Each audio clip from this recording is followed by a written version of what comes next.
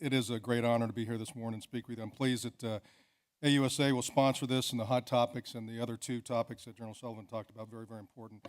But to do it really here in the NCR, if it was not in the NCR this time, I wouldn't be able to be here. Chief is on the road. He's at Fort Bliss. He'll be at Fort Gordon.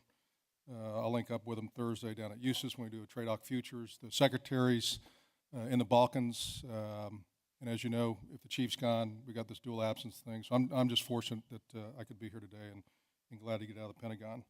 You know, the topic, though, and you talked about cyber, you talked about medical service, but I think sustainment, really logistics up front, is really the foundation that we have to get right first as we look toward 2025. So I think a very, very important topic.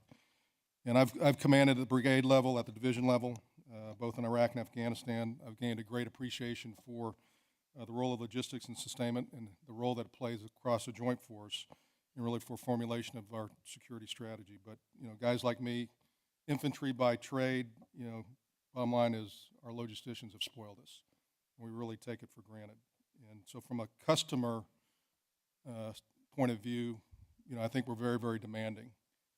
And we go out and establish these small COPs, these FOBs, these outposts along borders around mountainous terrain.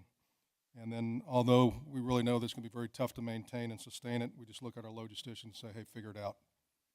And the great thing is they have been able to figure it out.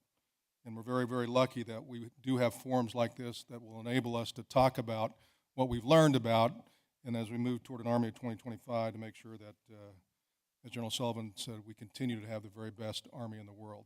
And so I encourage you to take advantage of this opportunity as we look hard at sustainment in Force 2025 and beyond. A few weeks ago, I was out at Nashville, had the opportunity to talk to all of our aviation leaders in industry at the Quad A Mission Solutions Summit, and I highlighted really how the future of lift and of attack aircraft and their capabilities will expand our capability for the next fight. And we'll continue to be able to go in really the harshest climates and very, very rough terrain. But I told them sort of the same thing I just said, is that our aviators had really spoiled our forces as well because we have the very best aviation in the world. And but I think what I didn't highlight then that I need to highlight today is if we don't have the logistics innovation really to match the advances that we'll try to make with our combat forces, we have no staying power, we're going to fall short of our strategic objectives. And so commanders don't always love logistics, but I know Ray says it a lot, but as General Patton said a long time ago, the officer who doesn't know his communications and his supply as well as his tactics is totally useless. And so think about that. So logistics, sustainment, that'll be the foundation. And again, very glad to have the opportunity to talk this morning. So General Sullivan, General Wagner, sir, thank you for the opportunity to be here. Other distinguished guests, some of our coalition members, a great honor to be here. I've got about 20 minutes, and then, as Mr. Scanlon said, if you want to do Q&A, I'm open to that as well. Anything that will keep me out of the Pentagon, I'll stay here. And I know if you haven't had, I guess it's Venti or Grande coffee, and many of those 0800 morning, you have not been sustained very well. But I'll try to stay at the strategic level and talk a little bit about 2025 and highlight really where the chief and the secretary want to take our Army as we move to the future. But before we started, you know, last night I was thinking about, and I was telling somebody up here beforehand, you know, I kind of waited to the last minute again to kind of think about what I was going to say. So I got on the web and I looked up a couple things, and I came across a paper that I read. I didn't read it all, Larry, but I scanned through it last year. It came out probably last August, but I did reread it last night. And that is the Army 2020 and Beyond Sustainment Whitepaper. Careful what you write there, Larry. All right, right there, about 32, 33 pages. And for this audience, if you have not read this, then you don't have the basis of what we're going to talk about today and at all the panels. So if you get an opportunity, I'd ask you to get on the web. Larry and his folks put this out last August. Again, I reread it last night. It really is a great document. And the key topics it highlights in purple are things that I think will set us on a good course. And this was written really as we looked at 2020, but it applies to where the chief and the secretary want to take the Army for Force 2025 and beyond. So again, Larry, watch out what you write, but it is a very good document. And I really do believe for our logisticians and for everybody in this audience, that ought to be mandatory reading. The paper really identifies a wide range of plans to help shape and prepare a globally responsive sustainment force for the next fight. The Globally Responsive Sustainment Whitepaper is a key document for change for our Army and for the sustainment community, as it discusses both the revision of the Army functional concept for sustainment and really a broader force modernization process. It leverages a global logistics 2020 effort by Army Materiel Command, and I know AMC was tied in very tightly as you wrote this piece. And it looks at the contemporary issues driving change and really the shape of sustainment as we move toward the future. The white paper also provides a broader integrated view of national strategic issues. It talks about the industrial base, it talks about the generating force, it talks about the operating force that is really necessary to execute the sustainment activities in both support to the combatant commanders and our other warfighters. So again, I really do believe a must-read and recommend that. Ray Mason, the Army G4 will discuss really Army sustainment, but what I really want to go into is talk very quickly about what Ray may or may not talk about here, is how sustainment's been in a period of transition. So I'm not going to try to steal his thunder, but what I think, Ray, you can go a little bit more detail in, and I'll just talk about the challenges and not really the mitigation things that we've done in the future, but some of the challenges that I think Ray will point out, based on where we've been the last 12 years, is that we've had a transition, we will have to transition to a post-wartime period, and that's going to be based on reduced workload at our depots, reduced funding, and really potentially a loss of critical skill sets in our depots. The second thing is over the last 12 years, we've really had to increase our reliance on contractor support. So with rapid acquisition programs and a focus on coin operations, putting more green suiters into the fight, we relied on our great contractors. And then really increasing complex systems with the increased sustainment costs and the increase in escalating software costs, sustainment becomes that much harder. So those are challenges that we've had over the last 12 years. We've adjusted some of those, and I think Ray may talk a little bit how we mitigate that and how we move forward. So I think Ray will go into a little bit more depth. Let me jump a little bit back to the future and get us thinking about 2025. The Chief has given us clear priorities for Force 2025, and I'll just point out a couple of those. First is to optimize soldier and leader performance. Second is to improve performance and reliability of systems, networks, and platforms. Third is to achieve greater mobility, lethality, and protection of our formations. And finally, to improve our combat training centers, home station, and live virtual constructive training.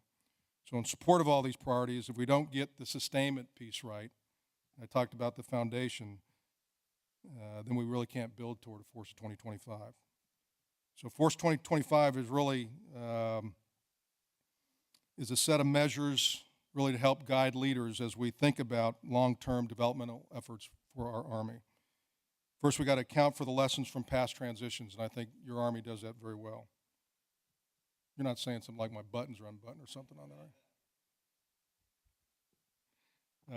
We got to account for lessons from past transitions. We got to build a holistic modernization strategy to change our Army and really deliver strategic land power capabilities to the Joint Force. And so Force 2025 is not really an end state. It's really a waypoint toward where we go in the future. In the near term, we have to build a more globally responsive and capable Army, one that's enabled by agile, adaptive leaders with an expeditionary mindset and that are improved and resilient and that have a resilient network. By 2025, no secret, we'll have a leaner, more lethal, expeditionary, and agile force that retains overmatch against our increasingly capable opponents. And in the far term, we'll build upon and improve the force, organize it, and make sure that we're capable of leveraging new technologies to conduct expeditionary maneuver and really to influence at a speed that is even unknown to us at this point in time today. So how are we going to accomplish this ambitious transition to go to a smaller yet regionally engaged and really expeditionary force? And despite the budget, the shrinking budget, as General Sullivan talked about, despite the increasing complex world, what's the answer? So the three panels you have today, I want you to figure out what that answer is. Then, Larry, I want you to come back and report to me, all right? But really, it's about common sense. What I really want to talk is a couple common sense things in my message. And at 8 o'clock in the morning, I don't really have a theme, but these are kind of common sense things I think that we can all relate to. And so how are we going to get after Force 2025, and how can Sustainment help us? Well, through creative, adaptable leadership, cooperation across all of our components, and with our industry partners. All right, let me say that again. Creative, adaptable leadership, cooperation across all of our components, really the joint force, and with our industry partners. That seems pretty simple. So experience has helped us identify the traits of successful military and systems innovations over the years. Leaders have to establish clear priorities. And if you think about years ago when we had the Big Five, the Bradley, the Abrams, Apache, Black Hawk, the Patriot, these kind of systems designed and really talked about an Army in transition back in the 80s and 90s. And today these platforms continue to remain relevant. We understand that well thought out concepts have to drive change, and that the intellectual will lead the physical, and that our solutions must span across really DOTL and PF. And so we really do appreciate that over the next several years that we're going to have continuity of leadership, that the chief and the secretary a couple weeks ago brought in all the senior leaders and talked about 2025 and where we go. And so from the 4-star to the 3-star to the 2-star to the 1-star to the colonels, many of our civilian counterparts in the secretariat all came together. That'll provide us some continuity as we move forward. So just as General Sullivan led our Army back in the 90s, building a ready digital force, while at the same time drawing our Army down, we're going to succeed at making our formations leaner, but retaining capability and maintaining our overmatch compared to our adversaries for our land forces. But again, to accomplish this, we have to have unity of vision within our Army, and that unity really starts here today at conferences and panels that you'll see today. So we have to work together, account for lessons from our past transitions. We can't really quell creative thinking. We have to look hard at risk management, but again, we can't be risk adverse. And a couple examples I'll throw out to you, I think all of you are very familiar. In 1878, a Western Union internal memo read, "This telephone has too many shortcomings to be seriously considered as a practical form of communication. The device is inherently of no value to us." In 1911, Marshal Ferdinand Foch, the future leader of the Allied forces during World War I, observed that, and I quote here again, "Airplanes are interesting toys, but of no military value." And so, again, in 1949, a Popular Mechanics article read that, and again, quote, "Computers in the future may perhaps only weigh 1.5 tons. And so with smartphones, that's a computer in your pocket. So I know all of you know that we don't underestimate what our nation is really capable of and what your Army and what our industry partners can do. And Americans have consistently been the greatest innovators in the world, whether it's the automobile, the munitions we have today, or the smartphone. Yet our competitors will continue to try to close that technology gap and threaten the military overmatch that we have today. So I have to encourage and thank our leadership that we have today for the foresight and the patience really to allow creative thinking, and for the advancement of our leaders who are prepared to adapt in the face of new challenges that we face as we move forward. The leadership is one of our Army strengths, and it's really based on leader development that General Sullivan, General Reimer, General Vona, many of our great senior leaders before us have started. But it's been a byproduct of the war of the last 12 years. And I do believe that we have to continue to invest in our people, and by prioritizing leader development, training our non-commissioned officers and officers to really adapt to an ambiguous and complex world that will continue to be ready for 2025. And I think you all know that we've never been able to get the next engagement right, whether it's Grenada, Libya, Somalia, Afghanistan, we've always been wrong. So educated, adaptive leaders, and really people are our best investment as we move toward the future. And I think, as all of you know, General Abrams said, people aren't in the Army, people are the Army. So that's what we're about. So we have to leverage the experience of our retired officers, our mentors, many of whom serve in industry today, many here this morning, or our military support organizations like AUSA. And that experience and that teamwork really are our greatest advantages as we move toward the Army 2025. So that leads me to the second piece, and that's cooperation.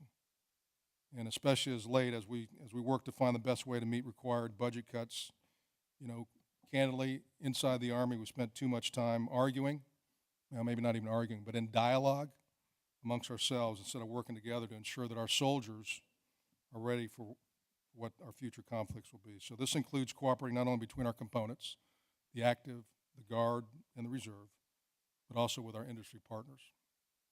When it comes to sustainment, cooperation is more important than ever because, again, our Army relies on our components for that sustainment, our guard and our reserve that have so much of our logistics capability. And again, for our industry partners for material that comes out of that.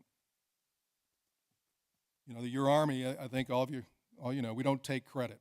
We don't get that credit for what our logistics does for our combatant commanders every single day. And the number of Army sustainment forces that are out there providing support on a day-to-day basis for our combatant commanders goes unnoticed. And again, like I talked about at the beginning, we take it for granted. But if you were to go to a combatant commander and say, hey, I'm going to take away your logistic support, candidly, the Air Force, the Navy, and the Marine Corps, they can't live out there. So the Army's mission is not getting easier, and cooperation is increasingly important because the world will continue to be much more complex. And really the rapid diffusion of technology allows our adversaries really to try to level that playing field, and we can't let them do that. So in response to that, General Sullivan talked a little bit about regionally aligned forces, which will really help sharpen our senses toward the threats that enable our force to kind of shape those challenges as we move forward. Just a few weeks ago, you may have seen, I'm sure you all saw, members of the 173rd, some of their soldiers getting off airplanes in places like Poland, Lithuania, Latvia, and Estonia. And you had a company commander get off an airplane, get a microphone shoved in his face, and he's talking directly to the president of a country. Okay, that's engagement. That's the definition of engagement. And you have young men and women, non-commissioned officers, company commanders, lieutenants that will be required to do that, have done that. But we're going to require adaptive sustainment to really stay in sync with us. So regionally aligned forces, that's not really a concept because, you know, we're doing it today. But what that's going to do is it's already done, is it's going to increase our worldwide reach, and it's going to bring additional daunting logistical challenges in the future. As we move forward, 90% of your Army is going to be CONUS-based. So with 90% CONUS-based, again, the logistics to maintain and sustain that force, regionally aligned forces across the globe will continue to be harder. But of course, our operational environment includes the physical realities and really the political climate back here at home, which are mandating that we become a smaller force. And we have to operate on a significantly reduced budget. Congress has given us some relief in FY14. Our budget kind of goes flat in 15. And then in 16, sequestration again becomes law of the land. And so the message is, as General Sullivan said again, sequestration is something that we all have to talk about, not only in the sustainment community, but across the joint force to make sure that people understand how bad that is for our forces.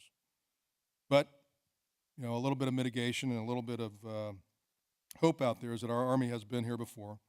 We've learned valuable lessons that as we get smaller, you know, we can't sacrifice readiness and we can't sacrifice innovation. And so we must continue to become more capable and maintain the overmatch that allowed us to resupply forces at hundreds of forward outposts in both Iraq and Afghanistan over the last 12 plus years. In the future, you know, we may have to supply troops in many more locations, only this time spread much farther than just Iraq or Afghanistan, but several countries. And we can only do this through teamwork internal to the Army, across all of our components and across the joint forces. So what I need all of you today to think about as you get into the panels is really talk about a couple things. And General Sullivan raised a couple of these, but let me just raise them again. Really, three questions. How will you prioritize resources and identify divestment opportunities for Force 2025 as it relates to sustainment? How will you develop concepts and capabilities to enable the required changes in the force as it pertains to sustainment? And finally, how will you evaluate outcomes and communicate progress to the total Army and the joint forces in terms of sustainment? So I'd ask you to think about those as you go through your panels. Let me talk very briefly about the three panels that you'll have. First, strategic mobility now to 2025. About 3 weeks ago, I was in Kuwait and an opportunity to observe our pre-positioned stock. And really, if you don't know, and many of you have seen that from years ago, much of that equipment now that some of it has come out of Afghanistan has been reset. It's critical that we continue to keep to be regionally aligned, to be a regionally aligned force, to have this APS system that we have out there. And the chief and the secretary have challenged the G3, the G4, AMC to make sure that we continue to look at that every day. But the APS sets are increasingly important as we become smaller. But what I'd tell you, the ones I saw in Kuwait, everything for the most part is indoors in climate-controlled facilities. And that transition is something over the last several years that many of you have been tied into working. And so moving from an open storage yard to warehouse environments, up front there's a little bit of construction cost, but in the end, just doing something like that's going to save your Army $120 million a year. And so that's really a good example of quality, money-saving, innovation. As you talk in these panels, I need you to think about. Other innovations, advancements being made, and Ray may talk about this as one of the panels, is Army watercraft or early entry fuel distribution systems, and how what we have today and where we're going in the future will increase fuel lines from 3 miles per day to maybe 25 miles per day. And then training opportunities with tools like EDRES and CDRES that we've lost that from the last 12 years that we're going to get back to. So these advanced systems and the training that we're going to continue to mandate will make our force more expeditionary, but in the end it'll save lives and actually save dollars as we move forward. So as you go through at least that first panel, I'd ask you to focus on some of those. The second panel you'll talk about today is contractors in support of Force 2025. I think all of you know extremely relevant to our Army today, and I think relevant as we move forward. And all of you have witnessed really the role of our contractors as we move forward and how contractors and field service representatives have played an increasing role and how they've made us effective for all of our forces, and we do appreciate the service that has been provided there. But our contract support, it's not going to go away. We'll always have contract support, particularly really in the technical sustainment areas. But as we look at the environment, the physical environment we live in, we're going to have to reduce some of that. And we have to get maintenance back in the hands of soldiers and better balance really the cost versus risk analysis of paying for contractors. So we're going to move back towards some more soldier-owned, soldier-maintained equipment, and we'll reinforce our command maintenance and discipline programs as we move forward. So I ask you to really think about that. We are going to leverage technologies like condition-based maintenance plus systems. And I think one of the panels will go in a little bit more discussion, or Ray will talk about that. That leverage technology really to ease maintenance, the ease of maintenance burden on our soldiers, increase safety and reliability, and really decrease life cycle costs. And then the last panel will examine enabling Force 2025, data, audibility, and enterprise resource planning. All right? At 8 o'clock in the morning, I was going to say that very quickly, but I had to slow down there. So I just want to briefly reinforce the importance of Geeks A online and the Army's commitment to the system and the requirements for audibility for your Army as we move forward. So that's another example of innovation to really help us become smaller, more efficient, and despite becoming smaller, becoming more efficient. So the importance of maintaining a common vision of Force 2025 as it relates to sustainment for our senior leaders is very important. And I think over this transition, you'll continue to see that. As I talked about earlier, the chief brought a lot of the senior leaders together 2 weeks ago down at Fort Belvoir. We really spent several hours talking about Army 2025 and beyond.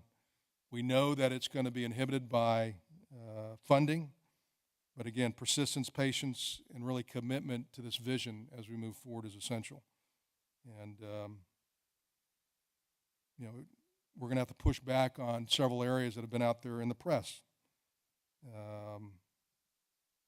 that may or may not be popular. I would tell you with the other senior leadership I know is not popular, but I think you've all heard or read about. And these are some assumptions that are out there that are kind of misguided assumptions. Things like wars can be initiated and resolved quickly, both on our terms. Another one is that America can choose to opt out of a land war, and we can rely on other nations to safeguard our strategic interests. That technology is the most important component of readiness, and that it will change the nature of warfare. Technology, I think all of you know, is very important. And I'm an Air Force brat, nothing against our Air Force brethren, but you can do so much at 30,000 feet, and you can do so much 12 miles off the coastline, but there's no substitute for human interaction. And if you want to have deterrence, you have to have a credible land force and component that can dominate. So those assumptions, as you think about it, as you talk about in the panels, that's been out there in a lot of the think tanks and the papers, I think many of your senior leaders would argue against. The other one out there is that the nation will have time to grow and mobilize a land force in time of crisis. And I think all of you know sustainment is hard for us. It's harder for our allies, but having a just-in-time army is not good enough for the 21st century. And we ought to learn from somebody like Sun Tzu many, many centuries ago when he said, victorious warriors win first and then go to war, while defeated warriors go to war first and seek to win. So the idea of just in time means that more soldiers are going to be put in harm's way and become casualties. And I think all of you know that your senior leadership, both military and civilian, have as a solemn duty to make sure that we prevent that from happening. So help me get through all that. Be innovative as you think about the panels today. We're going to find ourselves in some very difficult circumstances, but I think with the men and women in your Army and the interest you have here for the panels, if you think about the acronym TEAM, all right, together, everyone accomplishes more, team. And I'm really optimistic about our future, and I know that our sustainers and really our industry partners will set our Army apart from all the other armies in the world and all of our adversaries. So, again, one last plug. If you have not read this paper, Larry, you owe me now. All right. If you have not read this paper, you really need to read that because it'll set you on the right course. The other thing I looked at last night, and I had not read this before, Larry, so I have to tell you up front, and I'm not sure if it even comes out in hard copy anymore, but there's a digital version of the Army Sustainment magazine. And if you don't read that, the thoughtful articles that our logisticians put in that, and probably some members of industry as well, is pretty incredible. I looked at two last night, and the thoughts by majors, by captains that have been out there and what they're thinking about moving toward the future is pretty incredible. So we're going to continue to have the very best Army in the world, the best manned, equipped, trained, and led. But that foundation is from our sustainment. So I really need you to look hard as you think about these panels today. Don't limit your thinking based on what you've just seen the last 12 years. Get out of the box and think hard. So, again, honored to be here today. Honored to kick off this thing. General Sullivan, thank you and AUSA for having these hot topics. And this discussion and this dialogue that you'll see today will be very important for your Army of the future. Army strong.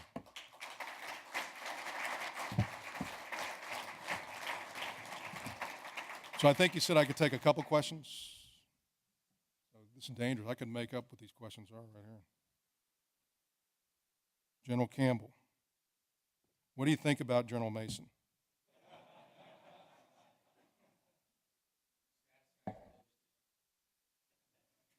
They wrote the answer down too. You don't want me to read that. Now the question is, what do you see as a strategic link between sustainment and readiness training? Again,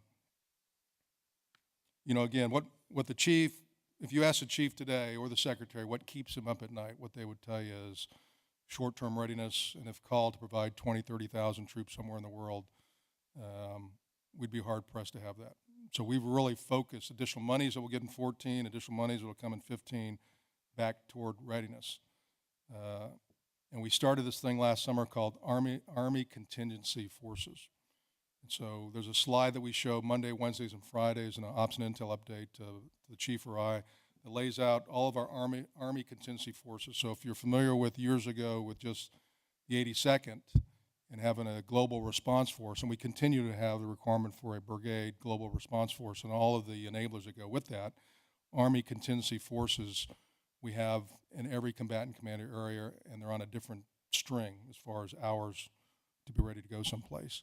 But they couldn't do that unless they have that link to the sustainment piece. So I kind of joked and said, we got to these cops and fobs, and we're going to put it here because this is the best tactical advantage up on this high ground, out on this border. But the only way that you can get to it is by air or by a remote-controlled vehicle that can drop supplies. And we don't think about that part of it. We just think about the tactical advantage it gives us. So sustainment is absolutely strategically linked to the readiness of our forces, and you can't have ready forces without having the sustainment foundation is kind of where I'm at. The other question is, General Campbell, well, this is unique. What do you think about Larry Weiss? Did you two write these questions? It says, please discuss Army modernization challenges How long can the Army keep living off of Cold War systems? That's a great point. So first off, the systems that we have today, we're going to continue to, well, let me back up. We have over 500 different programs out in the Army. All right, and what your senior leadership has to be able to do in the environment we live in today is make some very, very tough decisions. And sometimes those decisions involve buying less. Sometimes those decisions are do nothing, which is a decision in itself. Sometimes those decisions are spread it out and buy fewer over time. But sometimes those decisions are continue to invest in science and technology so you can get the very best out in industry and then put that back in when you have some additional money. And that's really where I think our chief and our secretary want to do is the platforms that we have today continue to be the very best in the world. And if you think that the M4 weapon is just the M4 weapon from 10 years ago, Ray, you can correct me here, but there's something like 94 modifications to the M4. 94 modifications in the last 12 years just to an M4 rifle. All right, so we continually update our system. So the Black Hawk today is not the Black Hawk of 10 years ago. The Apache of today that has the ability to do manned-unmanned teaming is not the Apache of a couple years ago. So the Patriot, with increased munitions that it has, it's in the radar systems that are tied into that. It's not the Patriot of years ago. So although these were developed way back long time ago, they continue to be the very best platforms in the world and the envy of our adversaries out there. So we'll continue to add to those and make those the very best and not put our soldiers in harm's way. But as we get additional monies, you know, we're going to invest in science and technology so we can continue to be on the leading edge. That's kind of where I'm at on that. All right. Any other questions? Otherwise, I got to go back to the Pentagon. And let me just let me wrap up by saying, again, thanks, General Sullivan and Guy Swan. Thanks for the opportunity to come down here today and kind of kick off your conference. Sustainment and what you're going to talk about, again, we do take it for granted. And we do know that it is very, very tough business. And we can't get to where we need to be in the future without active, guard, reserve, joint forces working together. And, you know, we continue to have the three very best air forces in the world. You know, 3 of the top 6 we got. We got to look hard at how we become efficient as we move down the road. This money situation is not going to go away. And so being adaptive, creative, innovative, flexible, agile, on and on, all those things you can throw out there is what's going to keep us the very, very best Army. And from my perch as the Vice Chief, working with OSD, with the Joint Staff, with Congress, although many days are frustrating and days in the Pentagon seem like dog years, I'm very confident that we have the very best and brightest that continue to stay in our Army, that continue to work for our Army, continue to be our Army civilians and continue to be our industry partners. So thanks for what you do every single day of being part of the very best Army in the world, and we look forward to working with you as we move toward Force 2025. Thanks. Army strong.